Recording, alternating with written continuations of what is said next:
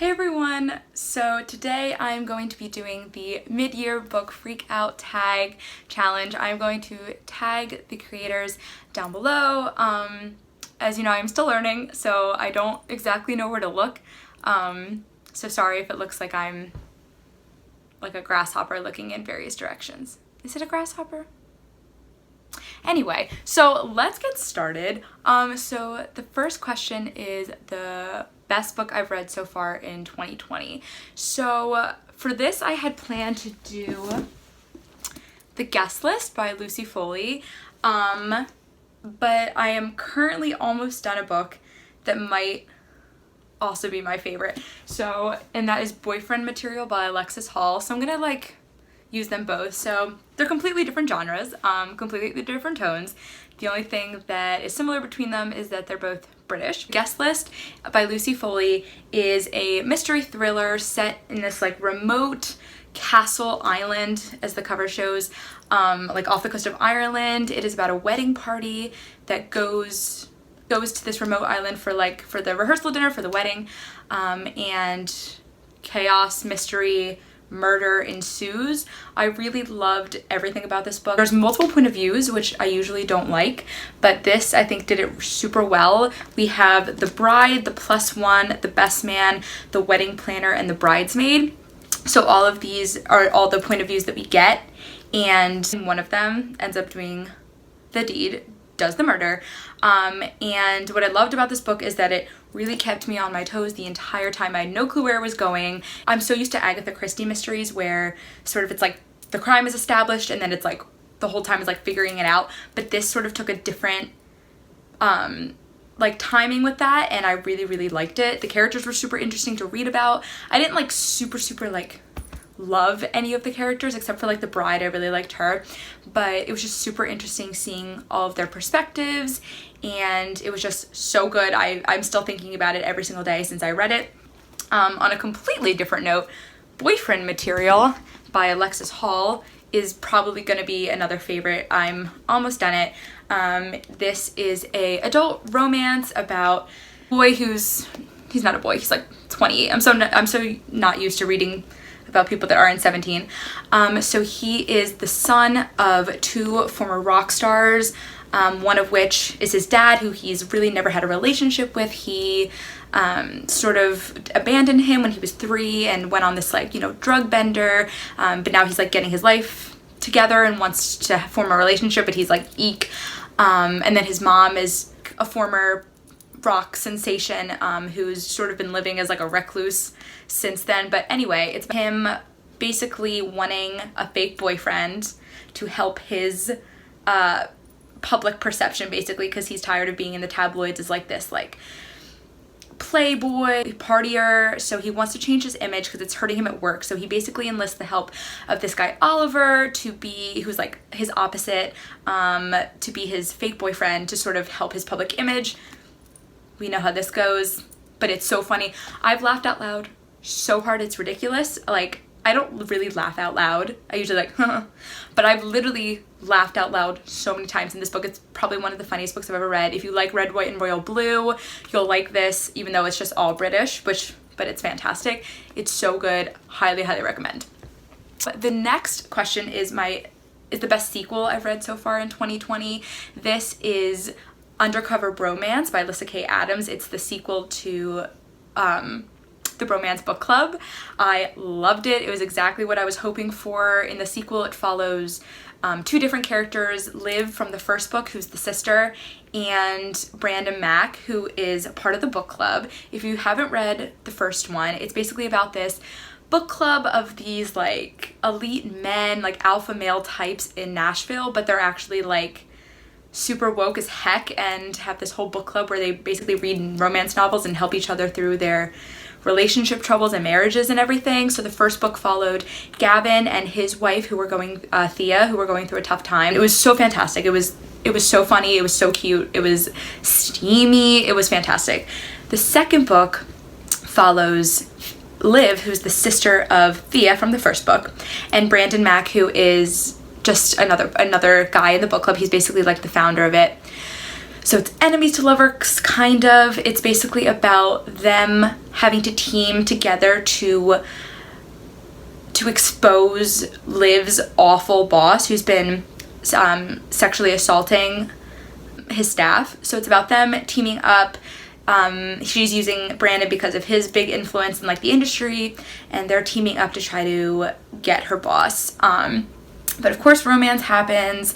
It was so funny. It was exactly what I wanted. That sequel, it had enough of the first two characters, but it was pretty fantastic. Third is a new release that I haven't read yet, but I want to, and that is The Vanishing Half. I really want to read that book.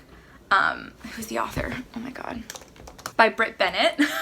I've heard amazing things about it. I think it's about these two sisters, one of whom has very light skin. They're both black, but one of the twins has very light skin and the other one has darker skin. So I assume it, talks about colorism and race and family, and I'm so excited to read it. I've heard amazing things.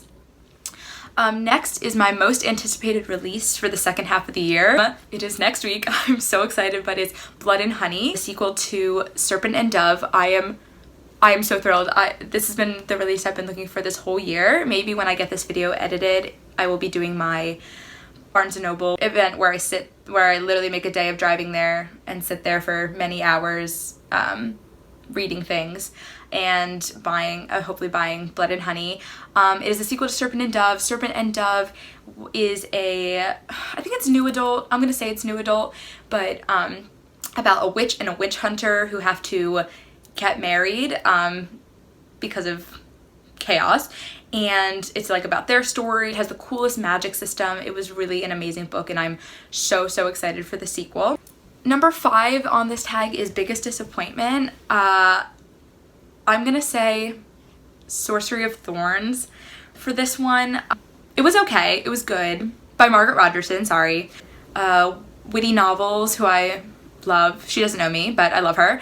She raved about this book, and I really trust her opinion, and it wasn't bad. It was good. I had a good time. It just didn't reach like the level of my expectations of what I thought it was gonna be. Like, the characters were pretty okay, but I don't know, I had pacing issues with it. I didn't connect well with the magic system as I thought I was going to. So it was overall still a good experience. Like, I'm glad I read it. It just wasn't exactly the experience I was expecting. So that's why it was my biggest disappointment. So next is my biggest surprise. Beach Read by Emily Henry is my biggest surprise. Not because I didn't think I'd like it, because I do really like Emily Henry, but just because it was a lot more serious than I thought it was going to be. And I think a lot of people have this opinion. I've seen a lot of people say the same thing about it. But so Beach Read is about two writers, January and Augustus, there it is, sorry, Augustus.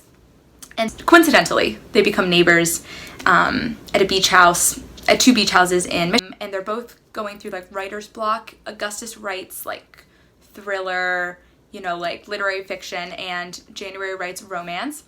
And so they're dealing with writer's block, and it's basically their idea to try to challenge each other, I guess, to write from the other person's genre. So they like take each other on these like adventures to try to get the other in their writing mindset, and it's romance, and it's so cool to like go on their journey of writing and everything. But what made it the biggest surprise is that a lot of the issues that it tackles, I want to give a content warning for grief, for death, for loss, for child abuse and domestic abuse, and also cults. There are cults in this book, and which was super awesome. But so it was just a lot more serious, a lot more thought-provoking than I thought it was going to be, which is not a bad thing. It's just not what I was expecting from a book called Beach Read. Not to say the romance and the steamy parts were not there, because they were, and it was amazing, but I just wasn't ready to be like, ooh, that's rough. When I was reading this, I don't want to give too much away, but the main character, you find out in like the first couple pages that the main character is dealing with, January is dealing with loss and grief from her father who just died.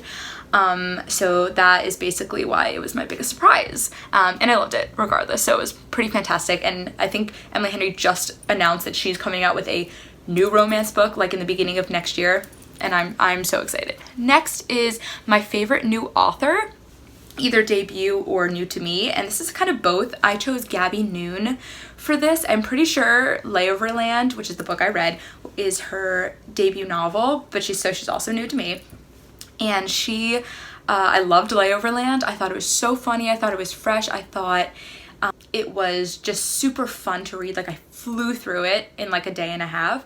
It's about a girl who dies and she is basically taken to this purgatory, which is, I know it doesn't sound very fun. I promise you it's fun.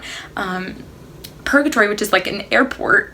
That's what purgatory is. Unbeknownst to me, The Good Place didn't prepare me for that, but she goes to purgatory, and it's basically she's given the job of helping other people pass on to find peace, or what their version of heaven is.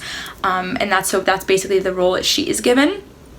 But the hard part is that she meets a guy who she has to help, and she finds out that he is the one that killed her in the car accident. So it's about her grappling with that. It's like about death. I'm telling you, it's so funny. I know, it's like Good Place dark humor type. If you like The Good Place, you'll like this book. They are teenagers, so it's not like adult like The Good Place, but it deals with similar like themes. It was just so interesting. It was such an interesting concept. I wish it was longer. That was honestly my main thing. Like, I wish it was a little bit longer. I wish you got to see more of, honestly, her understanding that she was dead. Like, there was less of that. Like, she was sort of just like, okay, like, she was sad, but I wish it dove more into her eventually. Actually, I'm not going to give this ending away. I don't want to give anything away, but it was overall really good. I loved Gabby Noon's writing style, so I'm super excited to see what else she puts out. I want a sequel, but I don't know if that will happen. Okay, my new fictional crush. How do I put the entire inner circle from A Court of Mist and Fury? Is that possible? Because it is. I finally read. I finally finished A Court of Thorns and Roses. It took me way too long. I started it, I kid you not, in 2017, and I stopped because I got bored. And my best friend was like, you have to continue because A Court of Mist and Fury is so much better. And I was like, okay. And then this summer I finally did it, and she was correct. So I'm going to put the entire inner circle, Reese's inner circle, as my new fictional crush. Reese, Cassian, Azrael, Moore. They're all fantastic. I'm in love with every single one of them. So that's where I'm at. She want the whole crew, shawty brave. Okay, my new favorite character is Lou from Serpent and Dove. I talked about Serpent and Dove earlier, but she was definitely my new favorite character. I loved hearing from her perspective. I loved her humor. I loved her story. I loved her background. I loved literally everything about her. I want to be her, except not really, because everyone's trying to kill her. But no, I really liked her as a new character. I loved how fleshed out she was, and I think she's even going to be more fleshed out in the next 2 books. So I'm very excited for that. For a book that made me cry, which book doesn't? But I chose 2 for this. So one is Imagine Me by Tahara Mafi. It was the last book in the Shatter Me series, like the last book. Like, if you're familiar with Shatter Me, Tahara made 3 books, and then I grieved then, and then a few years later she was like, JK guys, I have more to say, and I was like, all right, give it to me. And so the last book, Imagine Me, it hit. I did cry. I cried mostly because not anything specifically sad happened. I just cried because this book like has meant so, this series has meant so much to me, and these characters I've literally been with for how many years? Like 7 years. So having it end was a lot. And also just so happy. Like, I was just excited to see how everything turned out. I wish it was longer. I wish they showed us more of everyone being happy, but it was still fantastic. I thought it was a good conclusion, and I did end up crying. Second, maybe not surprising by the title, but I've chosen Crying Laughing by Lance Rubin. Please disregard the cover if you are looking at the cover and thinking you don't want to read it. It is, I think, supposed to be for a bit of a younger audience, like middle grade young adult. It's like young adult the way I believe young adult is, not like A Court of Thorns and Roses is a young adult. Like, this is what I would consider a young adult book. It's about a girl who thinks she's super funny, because she is, and she sort of puts herself out there to join her school's improv group, and it's about her learning to like really put herself out there, believe in her own humor. A romance happens, but the thing that made me cry is the subplot about her dad, because her dad has been just diagnosed with ALS, and he's sort of her like comedy inspiration and her like best friend, so it's really hard for her. It's a very, very hard time in her life, and it was moving, it was inspiring, it was funny, it was really, really funny, but I definitely cried at the end. Everything with her family was very heartbreaking, and I was very impressed with how Lance Rubin handled this topic and how he executed it. I thought it was great, and it was really crying laughing. Like, I literally laughed and I cried.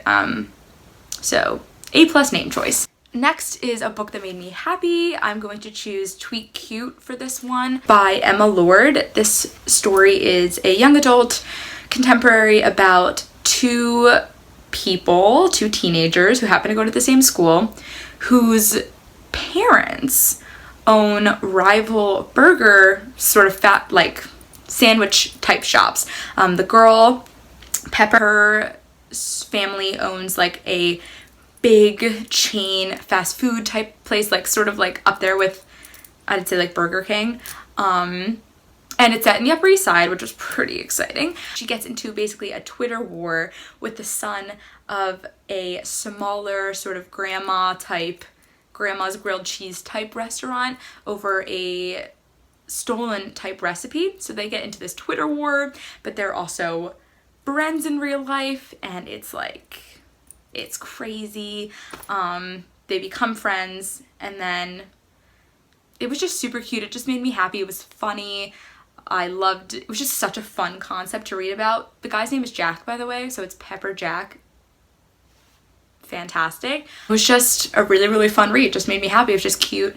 And I love Twitter. I'm obsessed with Twitter. And so it was basically the happiest book in the world for me. Second to last question is the most beautiful book I've bought this year, and that is for sure Felix Ever After by Kacen Callender. This cover is so stunning, and not just the cover, but the inside is stunning as well. And I don't just mean behind the jacket, even though yellow is a beautiful color. So this book is about a teenage boy who is Black and transgender and gay, and he is sort of grappling with all those different identities and even struggling with some of those identities. He's not exactly sure where he fits even in some of those labels. So it's him dealing with that, but the story is about him dealing with some transphobic actions taken by a fellow classmate, and he's unsure of the identity of this classmate, so it's him trying to sort of investigate that, which leads to some catfishing, which leads to a love triangle. It's all there.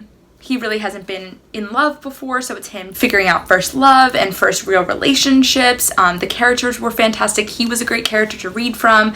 His best friend, Ezra?